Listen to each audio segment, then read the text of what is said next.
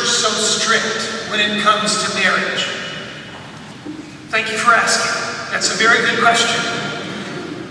It's a question, honestly, that I get a lot as a priest, both from young couples who want to get married on the beach in an exotic location with a team of dolphins leaping in the background. And a question I get from people on the other end who are seeking annulment and trying to move on from what was oftentimes a painful relationship. And it's a justified question.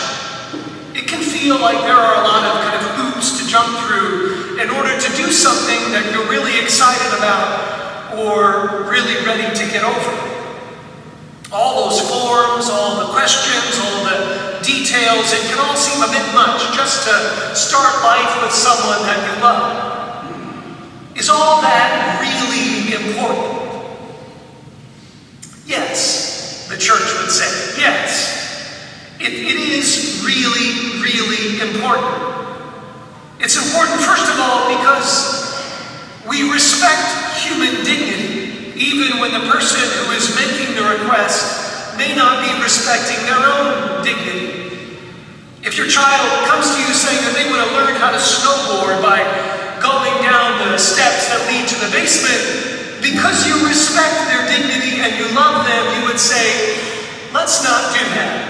But if you really, really love them, you'll look for an opportunity to teach them how to snowboard in the proper place.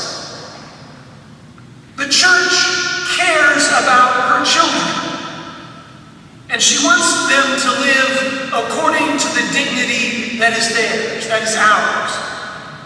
And because the church loves her children, she also takes very seriously the sacrament of marriage. Because it's through marriage that children find their place in this world, where they learn what it means to love and to be loved, and where they begin to acknowledge the skills that God has given to them and to put them to use in the proper way. Marriage is meant to be a place of stability, both for our young people and for the couple themselves. And this is why right there in the beginning, in the book of Genesis, which we heard earlier, this one at last is bone of my bones and flesh of my flesh. Finally, all the other creatures have not done this, but finally there is someone who shows me who I am. In fact, it's interesting in the original text, from the book of Genesis, the distinction between male and female isn't made until after the female has been created. Only then can man say, this is who I am. This is what I was made for, to be in communion with this other person. And that stability that is given there in the very beginning endures through the fall. In fact, in the rite of matrimony, we say that marriage is the one blessing not forfeited by original sin nor washed away by the flood. It continues to provide stability in our world. This is why we say, what God has joined together, no human being must separate. Marriage is and always will be for the sake of the stability of creation. Bishop Barron, in one of his talks, reminds us that creation is like this huge procession. And in any procession, the one who presides over that liturgy. So you can think of the liturgy that we celebrate here. The presider is the last one to process in. In creation, the man and the woman are the last ones to process in because they're the ones that give order to creation. The ones who are presiding over creation. Now, if we didn't care about people entering into and out of marriages, if we kind of throw out its value and allow it to be desecrated, then not only does the couple suffer, but the rest of creation suffers. And especially our children.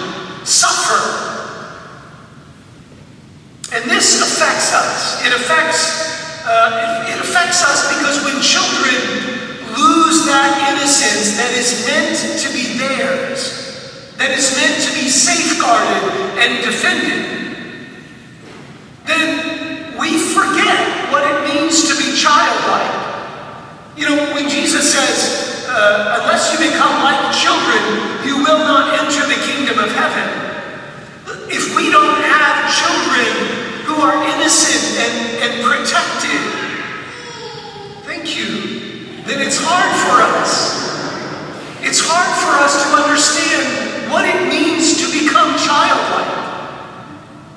Our young people today, this is no secret, are being thrown into situations that force them to make sense out of things that they cannot make sense out of because they're children.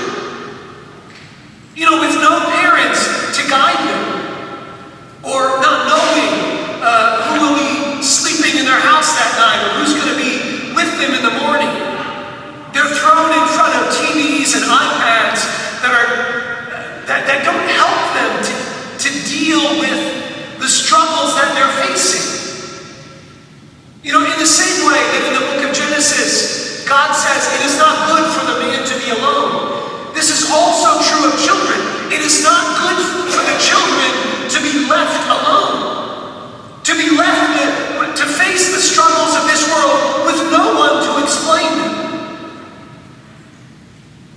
And this is why the church will say, yes, we expect you to prepare for the sacrament of marriage, because you need to know yourself and you need to know what you're getting into. Yes, we expect you to get married in a church, because it is the place of communion. It is the place where the people of God gather to express their faith and to accompany each other on the path to salvation. And so it is the proper place for marriage. It's why I don't allow dogs to pull wagons down the aisle with little children in them throwing flowers all over the place. Look, it's cute, fine, put it on TikTok, but keep it out of church. There is a dignity to the celebration of marriage that we have to maintain because it matters. This isn't about jumping through hoops. It's about saving humanity, saving the dignity of the human person, and saving the sacrament that God has given to us in order to protect the dignity of the human person. And friends, this is not easy. I realize that many have struggled and have suffered mightily with marital difficulties. And I am not downplaying in any way the greatness of that struggle, and I am sorry for your pain. But we have work to do to provide greater stability for the sake of our young people, to respect the dignity of marriage, and to be joyful witnesses of sacrificial love in this world. We need strong and faithful marriages, especially in the church today. I always say this to people who come to weddings. Look, you're not just here for the free meal afterwards. And if you are, then you're here for the wrong reason. It is our responsibility to pray for couples, especially to pray for couples who are struggling. This is our responsibility. So every wedding that you've been to, you have promised to pray for that couple. And so today, as we celebrate this sacrament, which is a wedding feast, it is the banquet where Christ calls his bride to himself and says again, I love you. This is my body given for you. This is my blood poured out for you.